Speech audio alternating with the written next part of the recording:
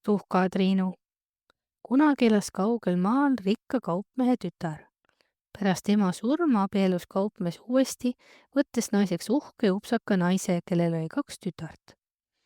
Võõrasema ja tema tütred olid aga armukadetud kaupmehe tütre ilu ja headuse üle.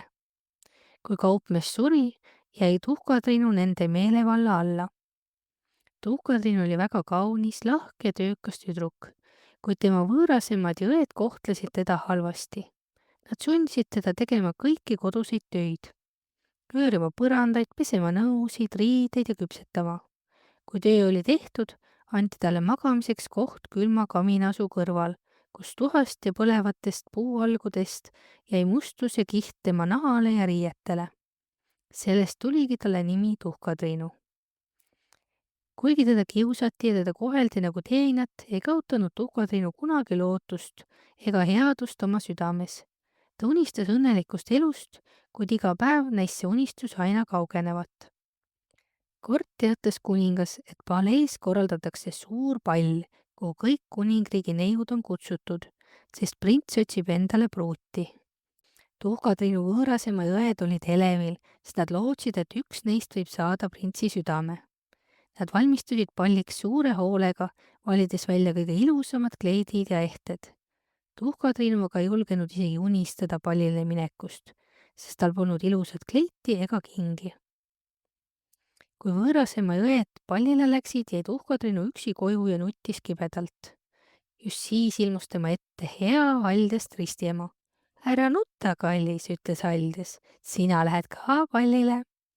Aldes vehkis oma võlukeppi ja muutis kõrvitsa kaarikuks, 6 hiirt hobusteks ja vana roti kaarikukutsariks. Seejärel puudutas ta Tuhka-Triinu kulunud kleiti ja sellest sai hetkega imekaunis kleit, mis säras nagu tähed taevas. Tema jalgu ehtisid imeõrnad klaaskingad. Enne kui Tuhka-Triinu lahkus, hoiatas Aldes teda. Pea meeles, et see loits kestab vaid südaööni.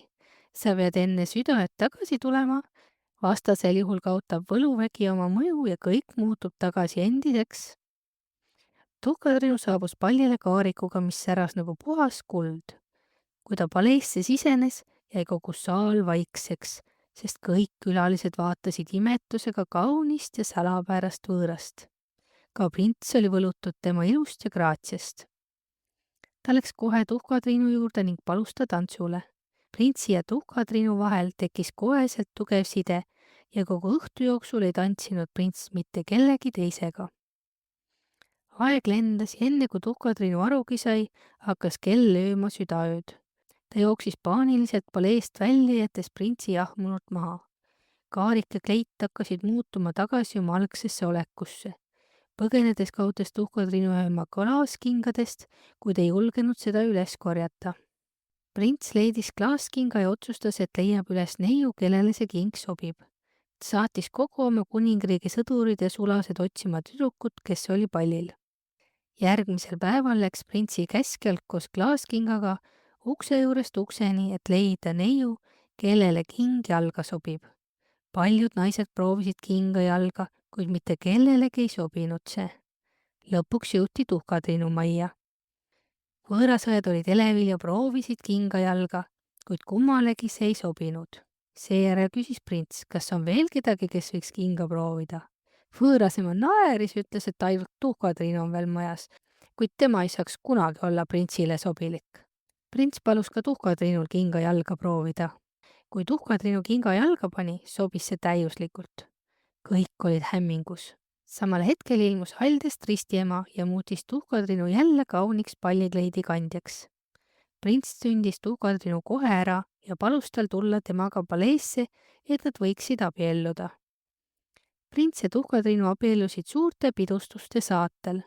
Tuhka-Triinu andestas isegi oma võõrasemale ja õdedele, kuigi nad olid teda palju kiusanud. Nad elasid õnnelikult elu lõpuni ja Tuhka-Triinu süda jäi alati lahkeks ja heaks.